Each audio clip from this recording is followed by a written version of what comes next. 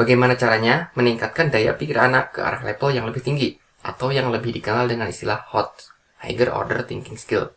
Apa itu HOT? Saya akan bahas di sini.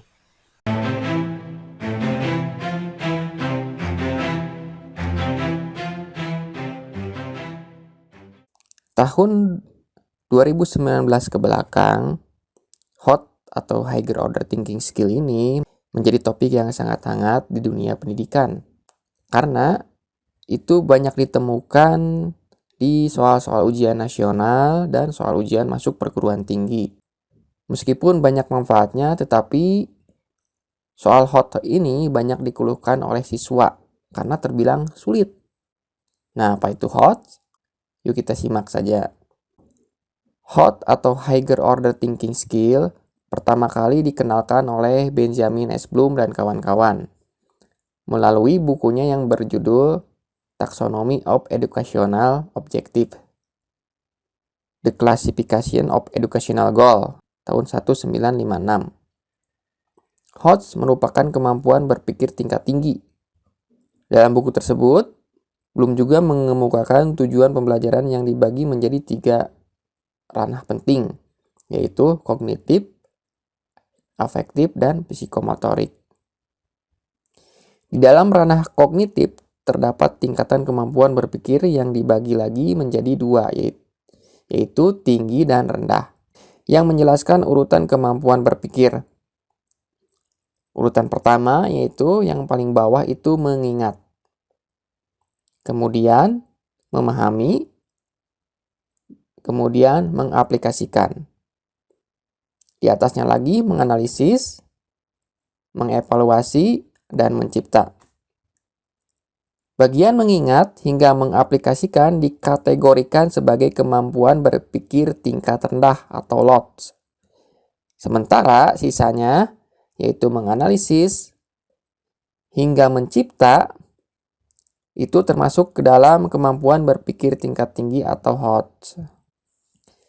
Secara garis besar, tujuan penerapan soal HOT ini tidak lain adalah menguji apakah seseorang mampu menganalisis, membandingkan, dan menghitung atau menciptakan. Dengan begitu, peserta didik tidak sekedar terpaku pada pola jawaban yang dihasilkan dari proses menghafalkan saja, melainkan mampu memahami konsep ilmunya. Sementara bagi perguruan tinggi, penerapan HOT pada soal SBMPTN diharapkan mampu menjaring calon mahasiswa yang berkualitas dan sesuai dengan perkembangan era digital seperti saat ini. HOT pun dinilai menjadi solusi yang tepat untuk metode pembelajaran abad 21 karena bisa mengarahkan seseorang lebih kreatif, kritis, dan komunikatif. Nah, persoalannya bagaimana caranya agar peserta didik atau siswa bisa menguasai HOT, bisa terbiasa dengan HOT ini. Karena kalau di kita itu yang namanya HOT ini belum terbiasa, belum dibiasakan. Yang dibiasakan itu biasanya itu adalah LOTS.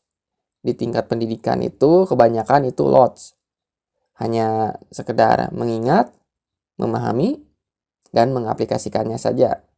Sedangkan untuk menganalisis, mengevaluasi sampai dengan mencipta itu jarang sekali dibiasakan, jarang sekali diajarkan, diaplikasikan di dalam pendidikan di kita. Nah, ini ada satu cara yang dapat meningkatkan daya pikir anak ke arah level yang lebih tinggi atau HOTS ini, supaya anak ini terbiasa, supaya anak terlatih dengan HOTS, dengan cara yang menyenangkan, dengan cara yang tidak sulit, tidak pusing, tapi anak bisa mencapainya dengan happy, dengan fun. Bagaimana caranya? Nah, ini ada satu pelajaran yaitu namanya coding atau pemrograman komputer. Nah, ini bisa diajarkan kepada anak-anak tingkat sekolah dasar, bahkan bisa diajarkan di anak-anak tingkat taman kanak-kanak. Ini sudah diterapkan di negara-negara maju puluhan tahun yang lalu. sudah diterapkan di pendidikan, bahkan sudah masuk kurikulum sekolah dasar wajib. Di negara-negara maju lainnya sudah dari tahun 2017 sudah mulai masuk ke Singapura, dan sekarang sudah menjadi kurikulum wajib di Singapura, di sekolah dasar ya, bukan di sekolah menengah atas. Itu sudah masuk dan wajib ada di kurikulum sekolah dasar. Bagaimana di Indonesia? Ya, sudah barang tentu kalau di Indonesia itu pastinya ketinggalan oleh negara-negara lainnya. Sekarang baru ada masuk namanya coding itu di tingkat sekolah menengah atas atau SMK. Itu sudah ada, sudah masuk, sedangkan di tingkat bawahnya itu belum masuk dan belum dibiasakan. Nah, ini harusnya sudah dibiasakan di tingkat sekolah dasar, bahkan di taman kanak-kanak. Bagaimana caranya? Yaitu dengan mengajarkan coding lewat aplikasi yang dikembangkan oleh MIT, yaitu Scratch, atau aplikasi yang serupa lainnya. Nah, itu anak-anak bisa menguasai HOTS, bisa terbiasa, bisa terlatih dengan yang namanya HOTS, menganalisis, mengevaluasi, dan mencipta dengan mudah, dengan fun, dengan menyenangkan. Yaitu dengan belajar membuat animasi, membuat game, membuat aplikasi yang diproduksi atau dikembangkan oleh dirinya. Di sana, anak bisa menggambar tokoh-tokohnya sendiri, bisa menggambar objek-objeknya sendiri, lalu bisa mengaplikasikannya, membuat programnya juga sendiri, supaya bisa menjadi sebuah animasi, sebuah game yang dibuat oleh sendiri, yang diciptakan oleh sendiri. Di sana anak